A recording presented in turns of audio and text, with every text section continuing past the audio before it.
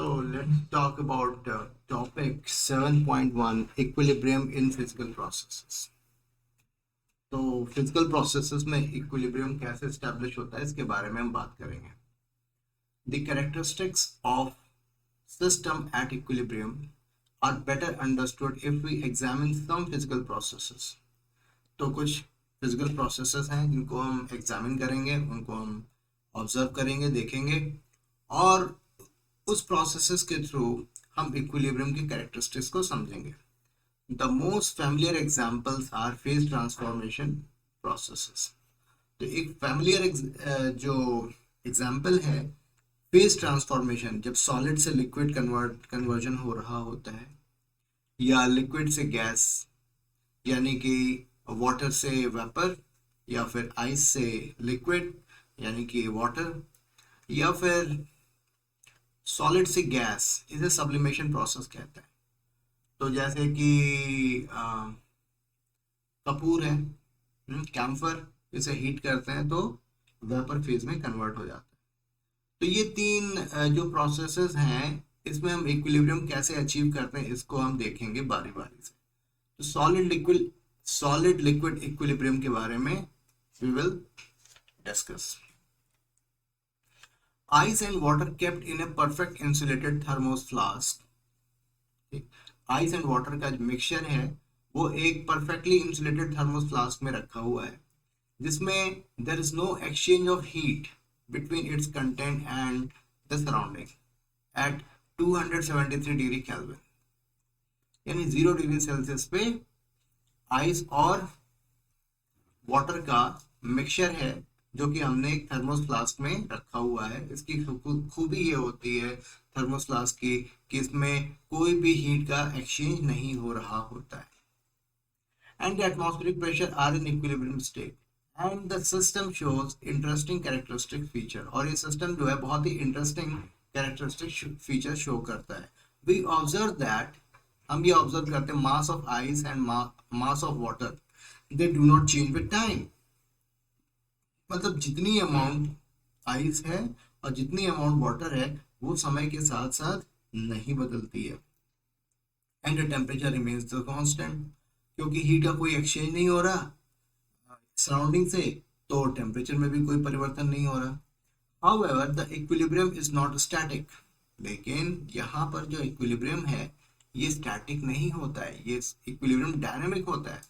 The intense activity can be notice at the boundary between ice and water. जो surface boundary है जो कि ice और water को सेपरेट करती है, वहां पर बहुत सारी एक्टिविटीज देखी जा सकती हैं. Molecules from the liquid water collide against ice and adhere to it, and some molecules of ice escape into liquid phase. यानी आइस और से वाटर में कन्वर्जन एंड वाटर से आइस में कन्वर्जन ये लगातार हो रहा होता है. There is no change of mass of ice and water. इसका मतलब ये हुआ कि जितना ट्रांसफॉर्मेशन आइस से वाटर में हुआ उतना ही वाटर से आइस में हो जाता है. तभी तो आइस के मास और वाटर के मास में कोई भी फर्क नहीं आया.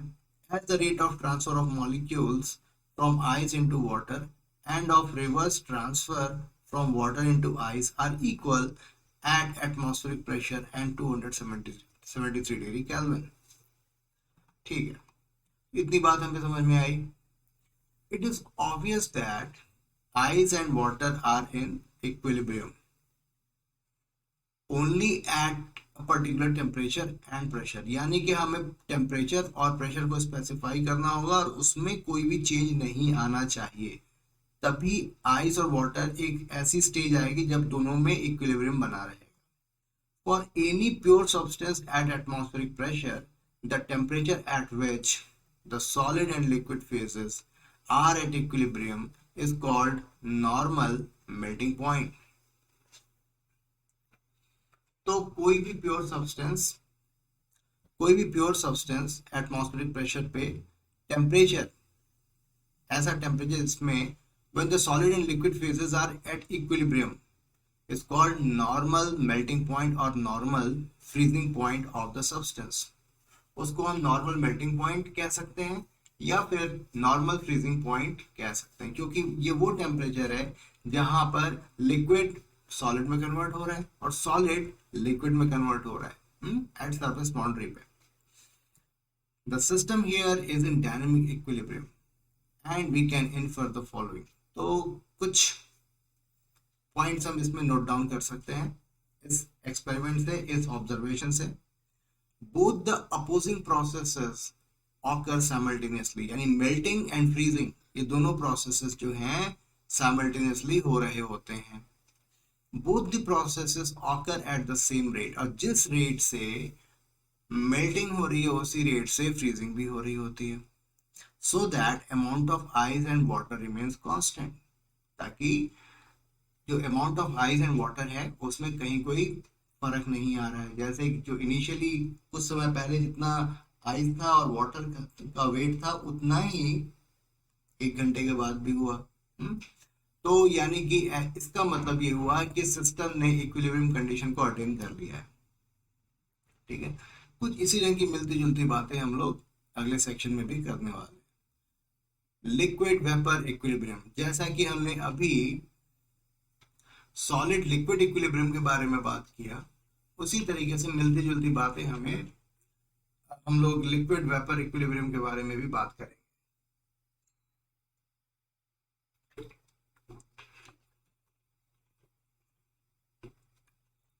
तो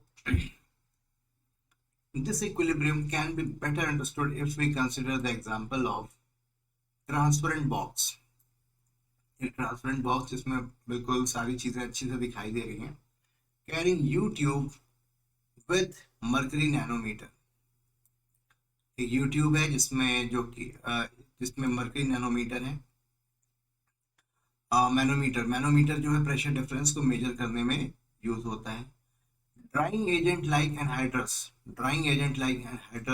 कैल्शियम क्लोराइड और phosphorus pentoxide is placed for a few hours in the box। उस बॉक्स में हमने एनहाइड्रस कैल्शियम क्लोराइड को रख दिया कुछ घंटों के लिए।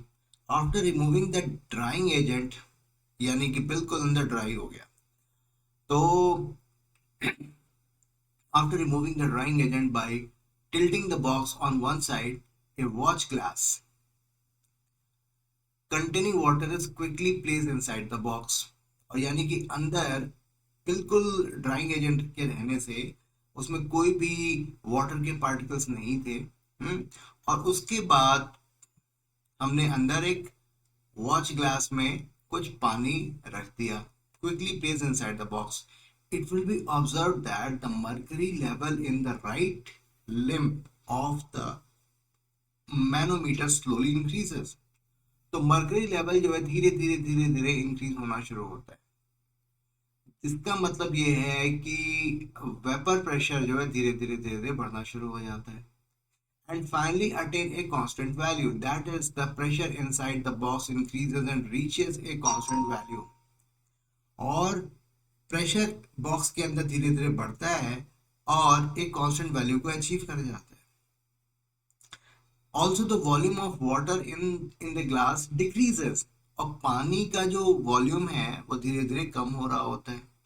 ठीक, जैसा कि फिगर 7.1 में बताया गया है। Initially there was no water vapour, क्योंकि हमने एनहाइड्रस कैल्शियम क्लोराइड यूज किया था और उसमें बिल्कुल वाटर वेपर नहीं था। और जैसे जैसे धीरे धीरे समय बीतता है तो वाटर सरफेस के ऊपर वाटर वेपर बढ़ता चला जाता है और उसके बाद कुछ समय के बाद वेपर प्रेशर जो है कांस्टेंट हो जाता है, यानी कि और ज्यादा वेपर बनना बंद हो जाता है। As the water evaporated, the pressure in the box increased due to addition of water molecule into the gaseous phase inside the box। यानी कि ढेर सारे मॉलिक्यूल्स वाटर के गैसियस फेज में कन्वर्ट हुए इनसाइड द बॉक्स। और जिससे हमें पता चलता है कि इसके अंदर का ये जो आ, आ, यहाँ पर ये जो है इस जगह पे ढेर सारे वाटर के मॉलिक्यूल्स आ गए, जिसके चलते प्रेशर में डिफरेंस आया। ठीक है, पहले प्रेशर में डिफरेंस यहाँ पर बिल्कुल जीरो था, जैसा कि बाहर था, जितना वेपर प्रेशर अंदर था उतना ही बाहर था, तभी तो लेवल दोनों का बराबर हुआ। बाद में कुछ देर के बाद हम देख रहे हैं यहाँ पे कि वेपर प्रेशर जो है अंदर का ज्यादा हो गया, अंदर का ज्यादा हो गया, यानी कि अंदर का प्रेशर ज्यादा है तो इसने इसको अंदर पुश किया, और इसका, और ये नीचे आ गया और ये ऊपर आ गया, यानी कि बाहर के प्रेशर से अंदर का प्रेशर थोड़ा सा ज्यादा हो गया। कुछ समय के बाद ये कांस्टेंट हो जाता है। The rate of evaporation is constant, however the rate of increase in pressure decreases with time due to condensation of vapor into water। अच्छा, और जो rate of increase in pressure जो है, rate of increase in pressure ये decrease होता है समय के साथ due to condensation of vapour into water. Finally it leads to an equilibrium condition when there is no net evaporation। This implies that the number of water molecules from gaseous state into the liquid state also increases till the equilibrium attained। इसका मतलब क्या हो रहा है कि जब शुरू में यहाँ पर प्रेशर बिल्कुल नहीं था, यानी कि अंदर जो है जो उतना ही प्रेशर था जितना कि बाहर था, फिर उसके बाद धीरे धीरे इवेपोरेशन होना शुरू होता है, और इस जगह पर जो वेपर के पार्टिकल्स इकट्ठे होते चले जाते हैं और अंदर ये प्रेशर बढ़ने लगता है। तो वाटर सरफेस पे ये जो हमारे वाटर सरफेस पे ये जो वेपर के पार्टिकल्स हैं कोलाइड करते हैं और वाटर में कन्वर्ट हो जाते हैं, कंडेंस हो जाते हैं। तो जब इक्विलिब्रियम कंडीशन अचीव होती है तो ये प्रोसेस, जितना इवेपोरेशन हो रहा है उतना ही कंडेंसेशन हो रहा होता है, जितना इवेपोरेशन हो रहा है उतना ही कंडेंसेशन हो रहा है। तो at equilibrium rate of evaporation becomes rate of condensation। I hope आपको ये बात समझ में आ रही होगी। At equilibrium the pressure exerted by the water molecule at a given temperature constant and it is called vapor pressure of water just above the vapor pressure of water। Vapour pressure of water increases with temperature, तो यानी कि हमें temperature को fix रखना है। If the above experiment is repeated with methyl alcohol, यानी कि हमने सिर्फ लिक्विड चेंज कर दिया, या acetone and ether, it is observe that different liquid have different equilibrium vapour pressure at the same temperature. तो अलग अलग लिक्विड का जो इक्विलिब्रियम जो कंडीशन है वो वैरी करेगी। ठीक है, अलग डिफरेंट टाइम पे ये सेम टेम्परेचर भी अगर रखते हैं हम तो इक्विलिब्रियम जो अचीव होगा अलग अलग टाइम पर होगा, क्योंकि उनकी रेट ऑफ इवेपोरेशन अलग अलग है। And the liquid which is higher vapour pressure is more volatile, और जो लिक्विड जितना ज्यादा वोलेटाइल होगा वो उतने ज्यादा वेपर प्रेशर एक्सर्ट करेगा and has a lower boiling point. ठीक है, जैसे पेट्रोल में रखा तो बहुत जल्दी काफी वोलेटाइल होता है, तो वेपर प्रेशर जो है वो ज्यादा होगा, और इक्विलिब्रियम जब अचीव होगा तो उस वक्त हम देखते हैं कि वेपर प्रेशर ज्यादा रहता है।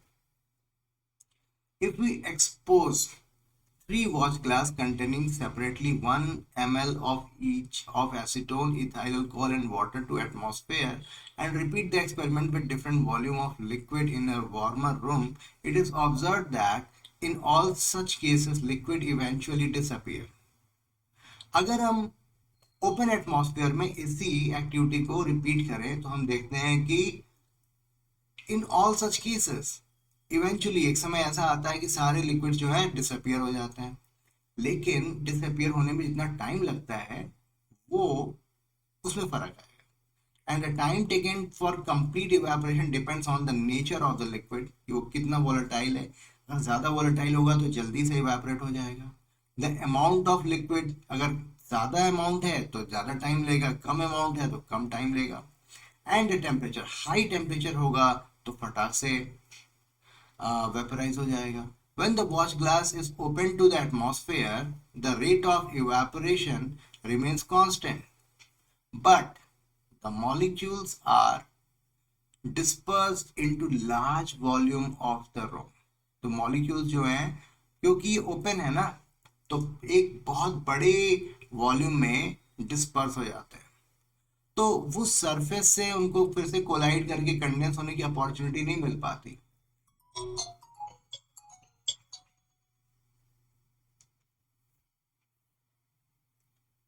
तो as a consequence, the rate of condensation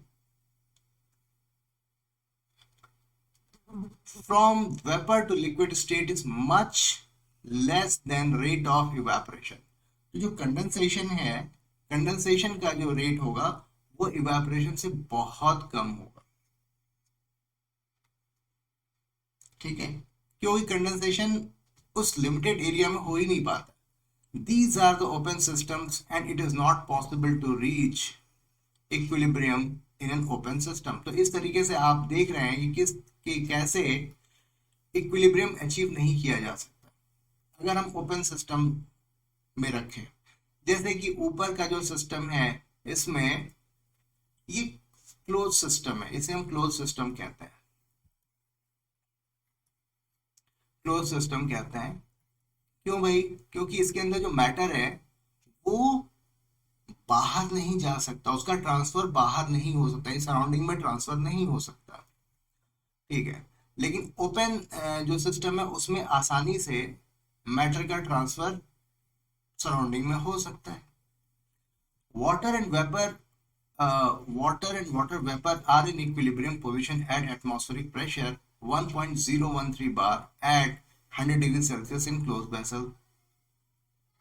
तो वाटर एंड वाटर वेपर जो इक्विलिब्रियम पोजीशन में आते हैं वो एटमॉस्फेरिक प्रेशर पे 100 डिग्री सेल्सियस पे ये इक्विलिब्रियम पोजीशन में आ जाते हैं। इसको हम बॉइलिंग पॉइंट कहते हैं। The boiling point of water is 100 degree Celsius at 1.013 bar pressure। For any pure liquid at 1 atmospheric pressure, the temperature at which the liquid and the vapor are at equilibrium is called normal boiling point।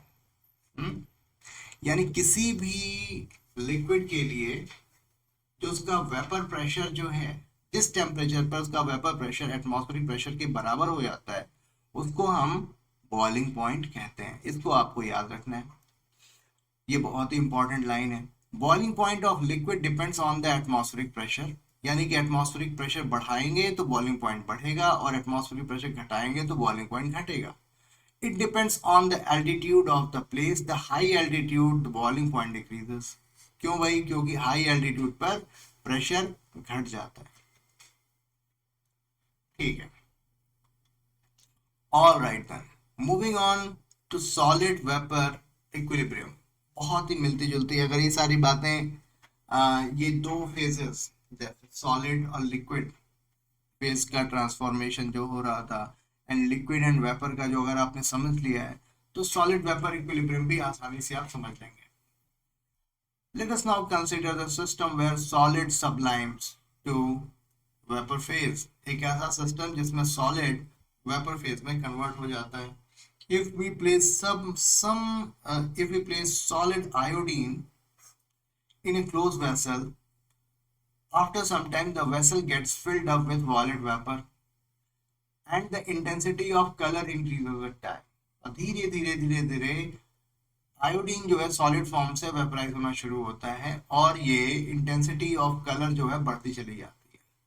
After certain time intensity of colour becomes constant and at this stage equilibrium is attained. और इस stage पे equilibrium attain हो जाती है। Hence solid iodine sublimes to give iodine vapour and iodine vapour condenses to give solid iodine. तो ऐसी situation में solid से वेपर में कन्वर्जन और वेपर से सॉलिड में कन्वर्जन का जो रेट है वो इक्वल हो जाता है। The equilibrium can be represented as I2 solid to I2 vapor or I2 vapor to I2 solid. Other examples showing this kind of equilibrium is camphor solid to camphor vapor, NH4Cl solid to NH4Cl vapor. ठीक है, तो ठीक है, ऐसा करते हैं कि इतना ही रहने देते हैं इसमें। तो इस तरीके से हमने फेज जो कन्वर्जन हो रहा है फिजिकल प्रोसेसेस में, तो हमने solid to liquid, liquid to gas and solid to gas यानी सॉलिड टू वेपर इक्विलिब्रियम को हमने अंडरस्टैंड किया और इस बात को अप्रिशिएट किया कि किस तरीके से इक्विलिब्रियम जब अचीव हो जाती है तो दोनों फेज में जो कन्वर्जन का जो रेट है वो इक्वल रहता है। हम्म, ठीक है।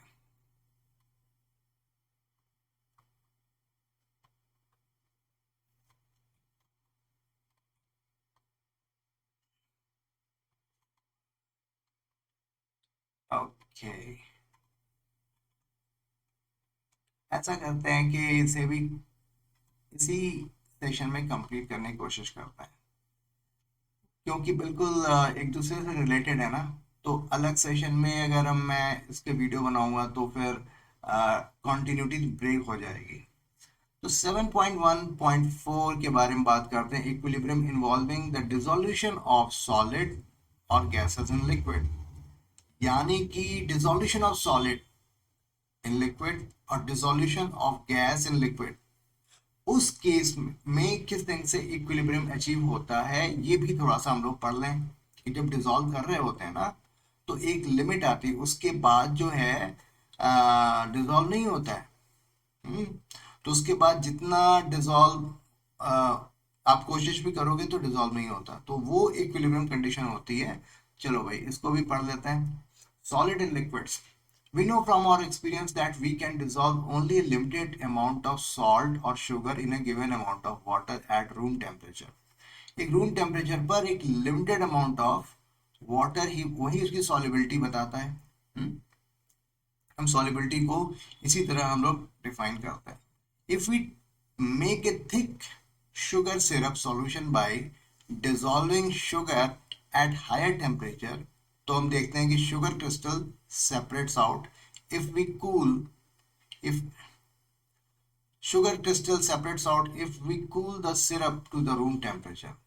तो अगर हम एक थिक शुगर सिरप को हमने डिसॉल्व किया हाई टेम्परेचर पर और अगर हम उसे ठंडा करते हैं तो उसमें से जो क्रिस्टल है, जो क्रिस्टल फॉर्म है वो सेपरेट हो जाता है।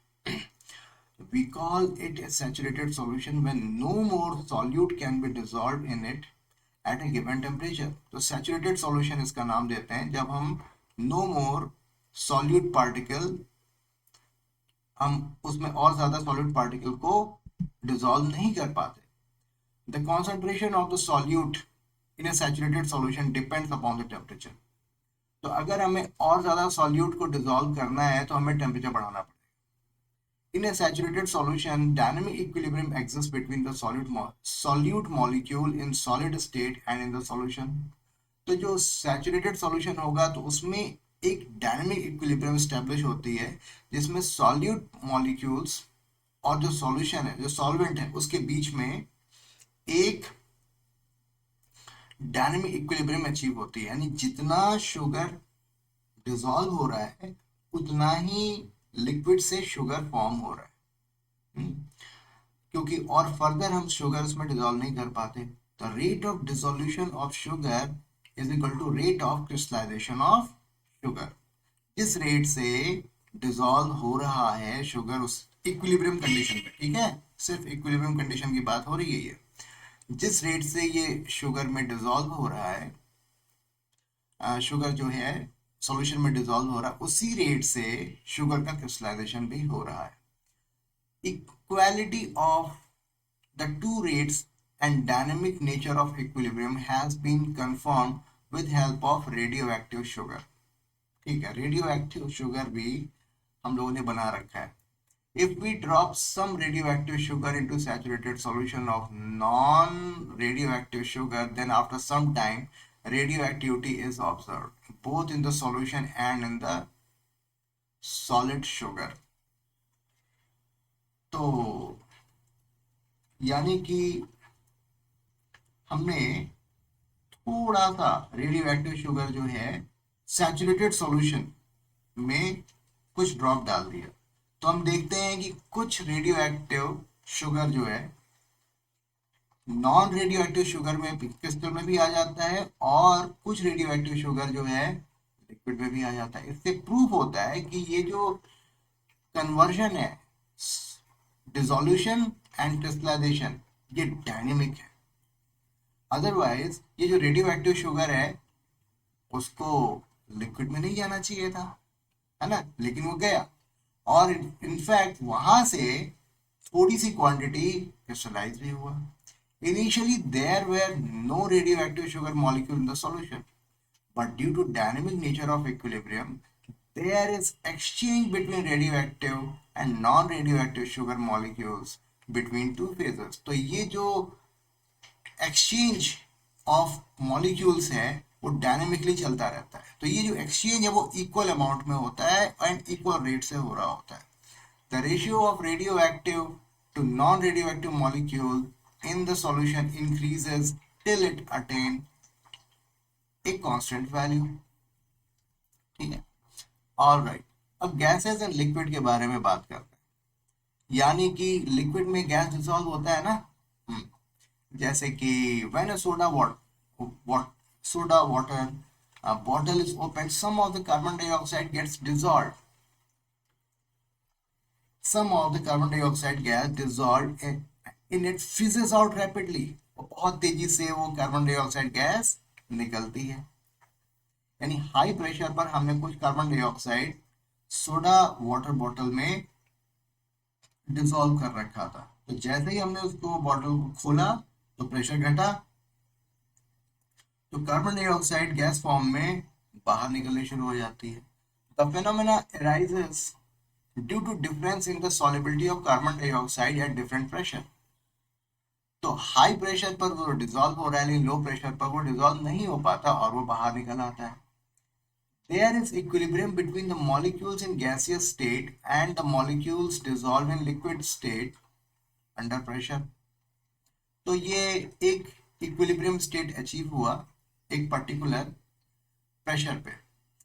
This equilibrium is governed by Henry's law, which states that the mass of a gas dissolved in a given mass of a solvent at any temperature is proportional to the pressure of the gas above the solvent। यानी कि solvent के ऊपर, solvent का जो surface है, solvent का surface है उसके ऊपर जो प्रेशर है उस पर डिपेंड करता है कि हम कितनी अमाउंट की गैस को हम डिसॉल्व कर पाते हैं। The mass of gas which is dissolved in a given mass of solvent.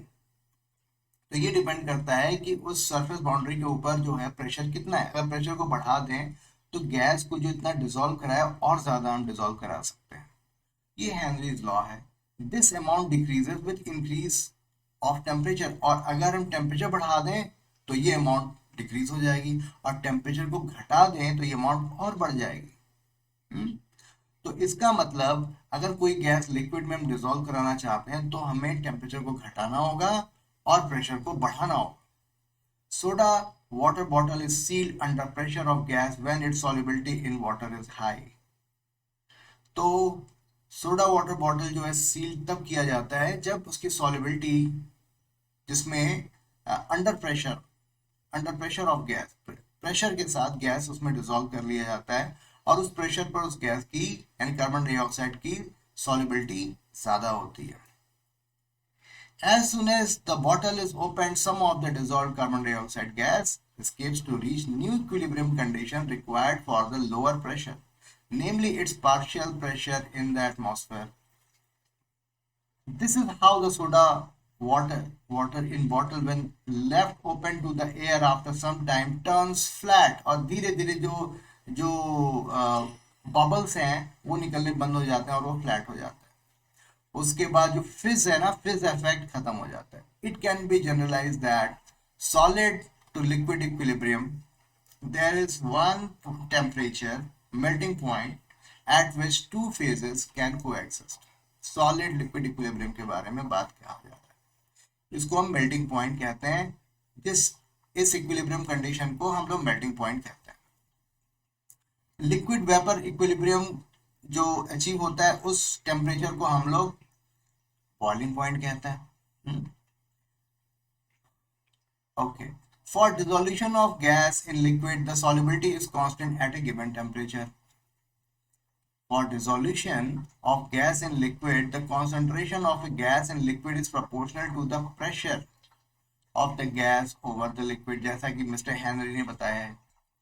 तो ये चार्ट भी इसी बात को एक्सप्लेन करता है और इसको आपको याद रखना है।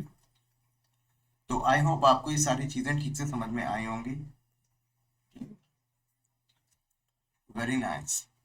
तो इस तरीके से हमने इक्विलिब्रियम के कई एग्जांपल्स जिसमें फिजिकल चेंजेस हो रहे हैं इसको हमने समझा। The general characteristic of equilibria involving physical processes. For the physical processes discussed above the following characteristics are common to system at equilibrium. ये कुछ कैरेक्टरिस्टिक्स हैं इक्विलिब्रियम के जो हमेशा पाए जाएंगे, ठीक है, जब ये फिजिकल प्रोसेसेस फॉलो हो रहे हैं। Equilibrium is possible only in A close system eight A given temperature. System जो है वो क्लोज होना चाहिए, यानी कि ट्रांसफर ऑफ मास, जो ट्रांसफर ऑफ जो मैटर है वो पॉसिबल नहीं होना चाहिए, तभी इक्विलिब्रियम अचीव होगा। Both the opposing processes occur at same rate and there is dynamic but stable condition. तो दोनों प्रोसेसेस जो हैं, जो अपोजिट प्रोसेसेस हैं, चाहे वो लिक्विड से गैस का कन्वर्जन एंड गैस का लिक्विड से कन्वर्जन, जैसा कि मैंने एग्जांपल दिया, ये दोनों का रेट जो है वो सेम होना होगा और ये डायनेमिक होगा। All measurable properties of the system remains constant, जैसे कि प्रेशर, जैसे कि टेम्परेचर। तो ये सारे जो measurable properties of the system है वो कांस्टेंट रहेंगे, जैसे वॉल्यूम ऑफ सिस्टम, ये सारी चीजें जो हैं कांस्टेंट रहेंगे। When equilibrium is attained for physical process it is characterized by a constant value of one parameter at a given temperature. Table 7.1 list such quantities, जैसा कि टेबल 7.1 में हमने देखा। The magnitude of such quantities at any stage indicates the extent to which the physical process has proceeded before reaching equilibrium, यानी कि सच यानी कि A to B। तो अगर मान लिया पहले 1 kg था, अभी 1 माइनस एक्स हो गया और ये x हो गया, ठीक, इक्विलिब्रियम कंडीशन में। तो इसका मतलब जब इक्विलिब्रियम कंडीशन अचीव हुई तो ये 1 माइनस एक्स बच गया है, यानी एक्स इसमें से डिकम्पोज हुआ है और b बना है। तो ये इस बात को दिखाता है कि इक्विलिब्रियम कंडीशन तक पहुंचने तक कितने अमाउंट का प्रोडक्ट बना और कितने अमाउंट का जो रिएक्टेंट है वो यूटिलाइज हुआ बिफोर रीचिंग द इक्विलिब्रियम, और उसके बाद इनकी क्वांटिटी में कोई परिवर्तन, कोई भी चेंज नहीं आता है, ठीक है। तो इस तरीके से बेसिक कॉन्सेप्ट को हमने जो फिजिकल प्रोसेसेस में जो है इक्विलिब्रियम को हमने अच्छे से समझा। आई होप आपको भी समझ में आया होगा, ठीक है। तो in next video we will start subtopic 7.2 equilibrium in chemical processes. Physical processes को हमने समझा, अब हम लोग केमिकल प्रोसेसेस को समझेंगे। वो थोड़ा सा और ट्रिकी है, थोड़ा सा और, क्योंकि केमिकल प्रोसेसेस थोड़े से समझने में दिक्कत भी होती है। तो उसको हम लोग डिटेल में समझने की कोशिश करेंगे। इस प्रोसेस में कई प्रिंसिपल्स भी आएंगे, उनको भी हम जानेंगे, समझेंगे, ठीक है। तो this was all about this video lecture. I hope आपको चीज़ें समझ में आई होंगी। बहुत ही सिंपल तरीके से मैंने आपको समझाने की कोशिश की, और that's all for now. So thank you very much, and if you like this video then please do like, share and subscribe this channel.